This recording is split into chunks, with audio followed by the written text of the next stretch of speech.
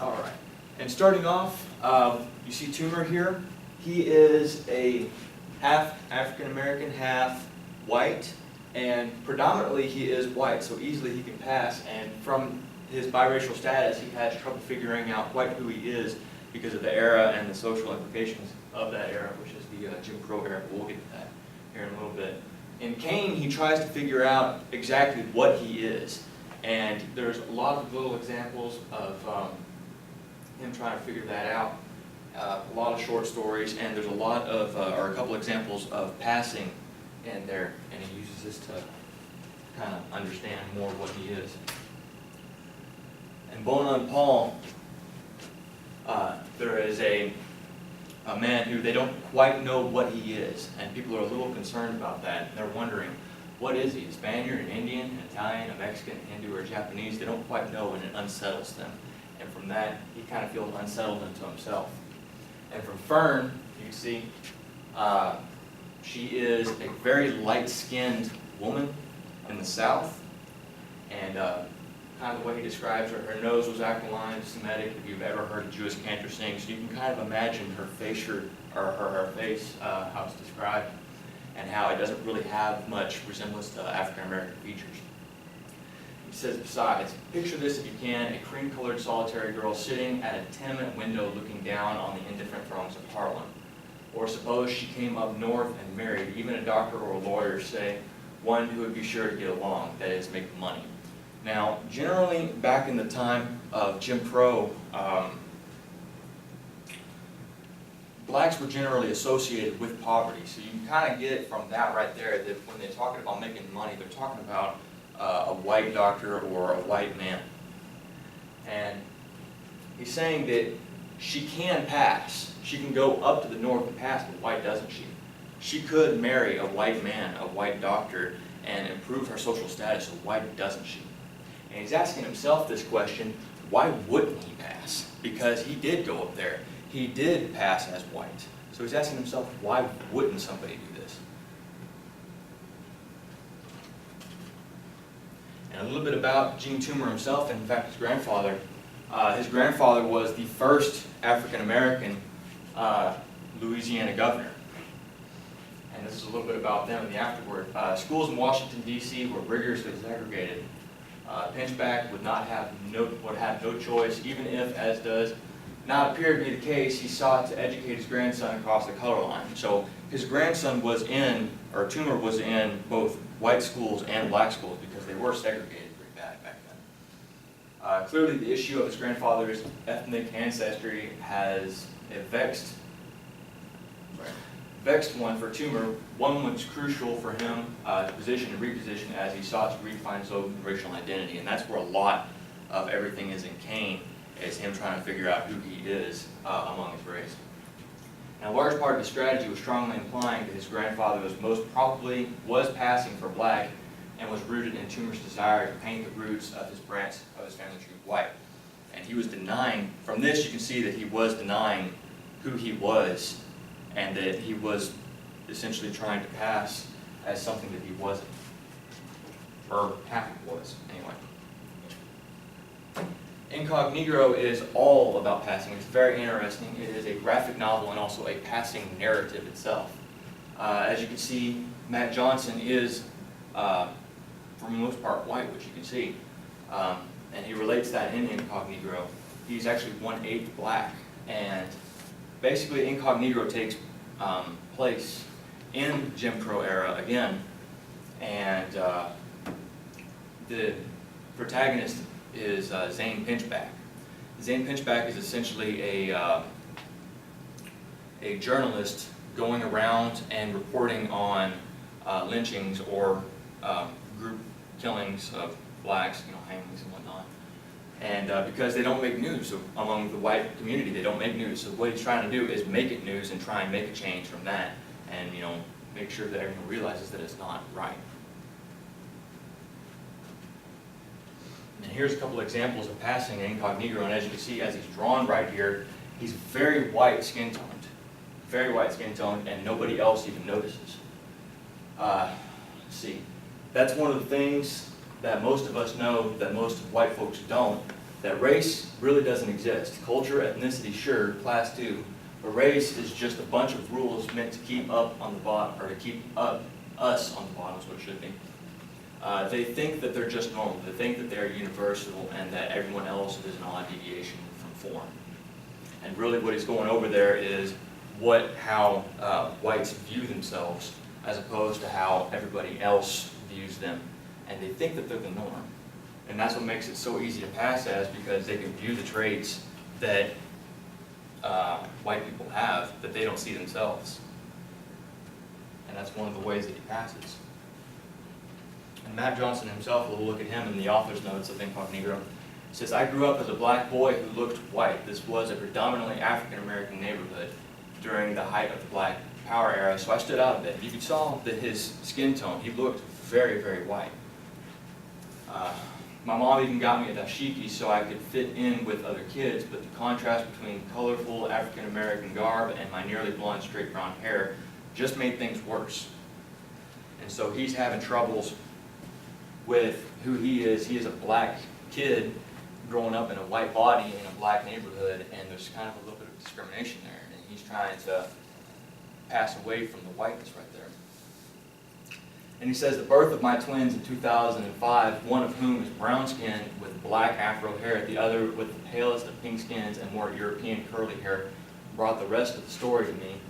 Two people with the exact same ethnic lineage destined to be viewed differently only because of genetic randomness. And I think that's kind of interesting just because of how much race actually defines of who people are and what they are. Just as simple as genetic randomness.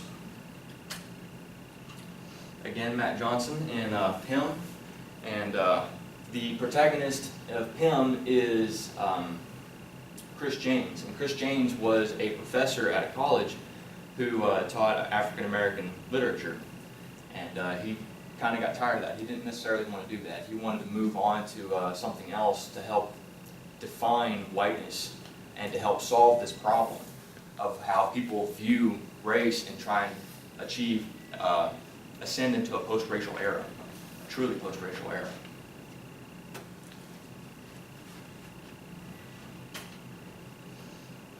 A little bit of passing in Pym, what we see here is wishing not to be branded with the stigma of considerable social and legal limitations that accompany a black classification. People of mixed heritage contended with the one-drop rule of blackness by denying that one drop's existence completely. And there's people that do this today. Passing as Native American, and that was one of the things that they did back then, was so that they could completely avoid the stigma of blackness because it was associated with so many bad things. And often Native heritage was falsely claimed by African European mulattoes attempting to pass using indigenous ancestry as an excuse to explain clearly non-European facial features. And passing is Tequilian. Now, Tequilian is a little bit further into the story. They're essentially abominable snowman monsters that take Chris James and his crew of only black people, and they take them into slavery. And said that it's talking about Nathan right here, one of the characters who essentially left the rest of the group behind and tried to join with the Tequilians as the rest of the crew tried to get away. And it's talking about him right now. They said he joined up, he's trying to be one of them, trying to get in good. I know it. I've seen him act that way with potential corporate clients because he was a businessman. That same groveling act is disgusting. He's wearing one of their robes now, and the robes really signifies how he's trying to pass, because as far as skin color and tone and body size, at that matter, he was not able to pass. But the symbolism of passing is represented in the robes, how he's trying to pass as a Tequilian.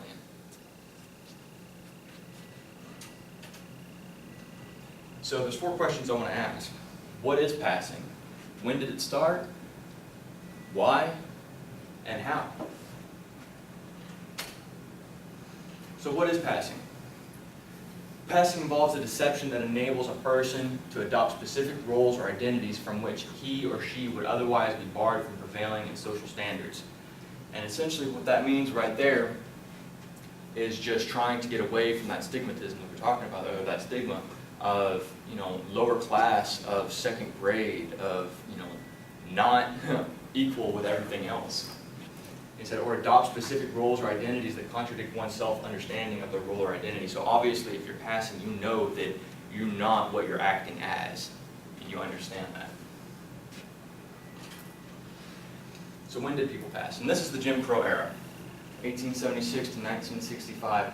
And as you can see, I've got a couple pictures up here kind of showing and emphasizing some of the racial segregation that they had back then and how blacks were classified, along with a couple others, Mexicans and whatnot. And it says right there on the bottom left picture, no dogs, no Negroes, no Mexicans. And I think it's sad that at a time like that, there was so much segregation that blacks were considered to be just on the same level as dogs. They weren't really considered human beings at that point. And we've got a couple other examples right here. I mean, the segregation was down to the drinking fountains, to the restrooms, to the seating areas. And here's a law that really kind of shows you and emphasizes how bad the segregation was at that time and how badly blacks were viewed. It said it shall be unlawful for a Negro and a white person to play together in the company of each other, with each other, in any game of cards, dice, dominoes, or checkers. They weren't even viewed with the same respect, enough respect to be able to even sit down and have fun with them.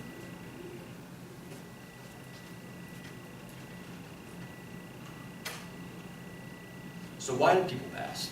And I think the last slide covers it pretty well, because why wouldn't you want to pass? Why wouldn't you want to get rid of that stigma? Why wouldn't you want to ascend into the better class?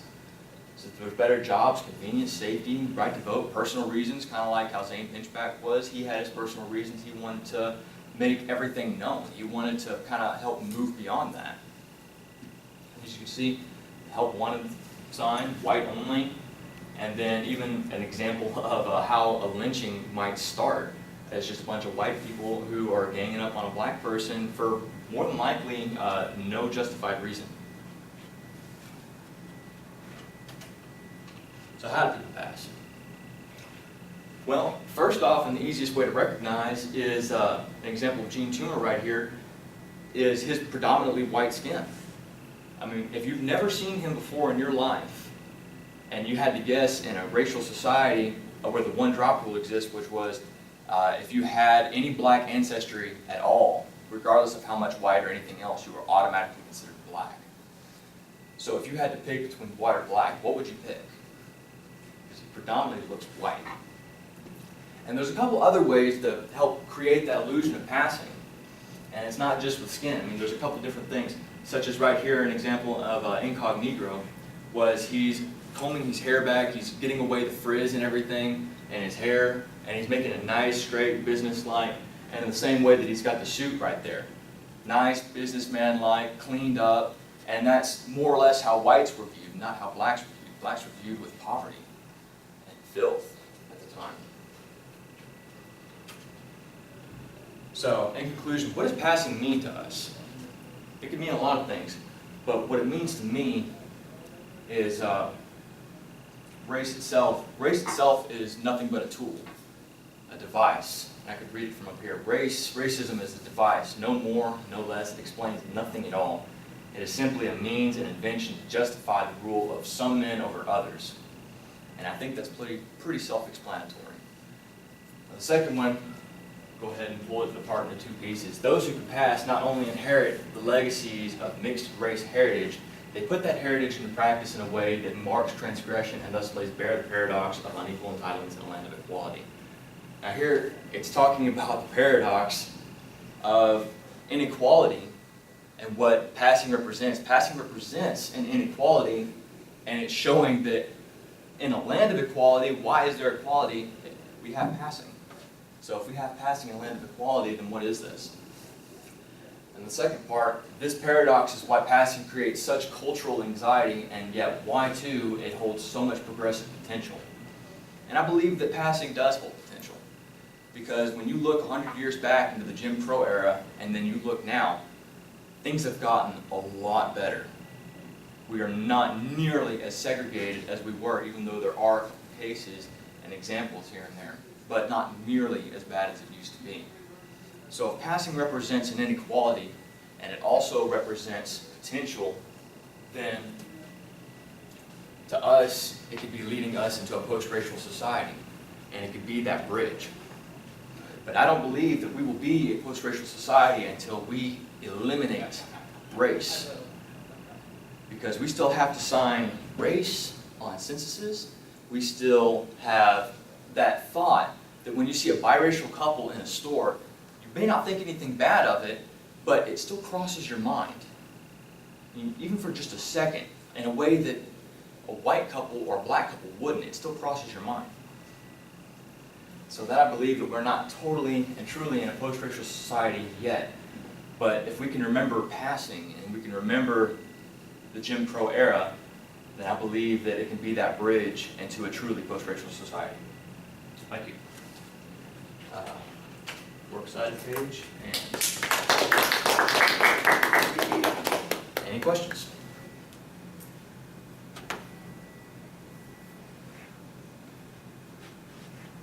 You look like you're thinking. Yeah, I'm trying to think how to phrase the question. Give me a minute, I might come back to you. I'm sorry, most of this was thrown together last night.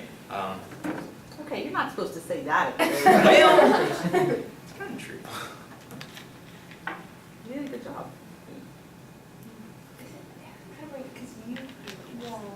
That's not true either, because most of that was in there. You added the stuff on the lid, and that was good. Hold on, I lost it. I might have to come back to you. Well, I did my project was on lynching and how it's like the voice of justice, and I did how society, the views of justice change through time. And when it came to racial prejudice, justice was viewed, lynchings were justified because I guess people saw it as justice then. And I did lynch law by Ida B. Wells, Barnett, and she talked about how society, when it came to race, they adopted a law that said it was okay to lynch and to, I guess, abuse black people because of white heritage, I guess. So it kind of just reminded me of that. It's metaphorical law. Yeah, it's not a real law, but it's kind of a law that's written in the hearts into society. Yeah. I mean, the stuff is still coming up. Last night, I was watching TV, and there was a video of the rancher who's grazing his property illegal on federally lands. Yeah. Did you hear what he said about black people? Yeah. That they were probably better off as slaves, and that one of the worst things that they did was go off the plantation and stop teaching their sons how to pick cotton. I mean, this is a guy who said this yesterday. And we believe that we're in a truly post-racial Right, society we're not now. in a well, I don't think most of us do believe that, but yeah, but some people try to make that argument. But he said some pretty horrific things. I guess that was going to be kind of my question is, we're talking about this post-racial society, and I guess this is what you're saying. So say we get post-racial, get to that point. It seems to be a bit utopian to me to think, then we're done. Well, we can check off that box. It's going to be something else. Then we're post-cultural as well. Mhm. What do you mean post-cultural? Well, because race and culture are sort of intertwined. Right. You know?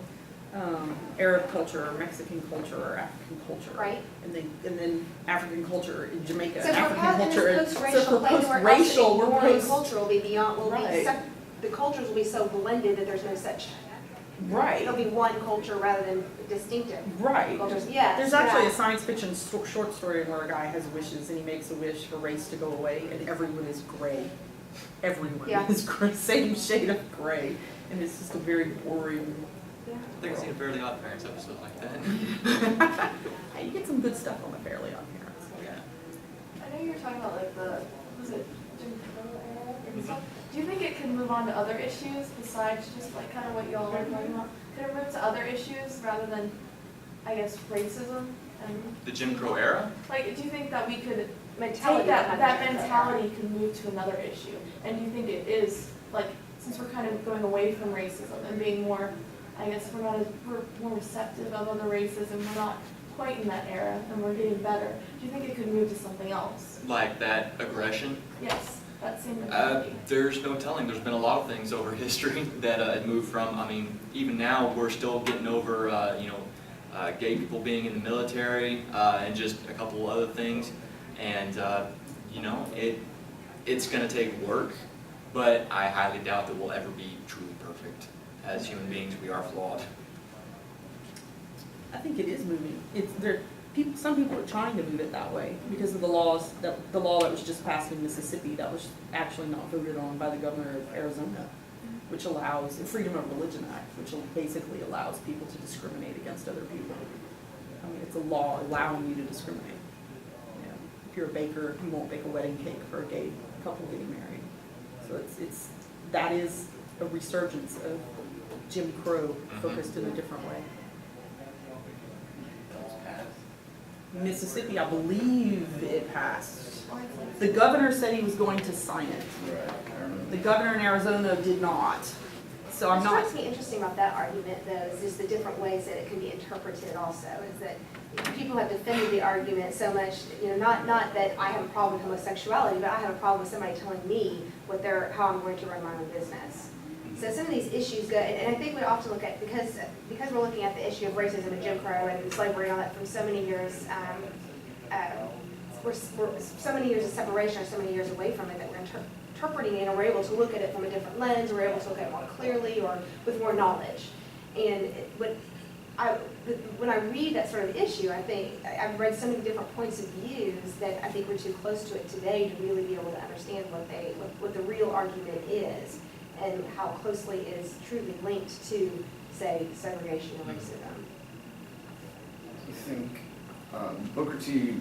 Washington basically thought that his race should use the means provided by, I guess, a white society to progress in their, I don't want to say I guess equality. I mean, would you consider that like his passing? His passing? Yeah. Wait, say it again. What did he say? Like he thought that as a people, they should use the means, or freed slaves should use means provided by society, which is obviously a white society, to become more like trade skills or education. And I was just wondering if he thought that was considered passing. Booker T. Washington passing. I guess it is. I believe that that's more or less trying to become equal with the society, so long as that they know who they are and they're not trying to be different but be better. If that answers your question. So you asked, was Washington passing? Yeah. Well, I think that No, I know exactly what you mean by it. I think that even today, when in certain segments of black society, when black members try to achieve education, try to achieve success, they're accused of being white. So I think that within Booker T. Washington's society, black society anyway, that would be considered, using the tools of white society would be considered passing. Yeah. Or becoming, actually, which would be worse. Becoming white. I don't know. Is there a question? I'm sorry. I know we're talking, I want to give you a chance to No, talk. they were just looking. It's Oh. Yeah, it's almost. Okay, it's almost time for the next one. Elijah. All right, great job.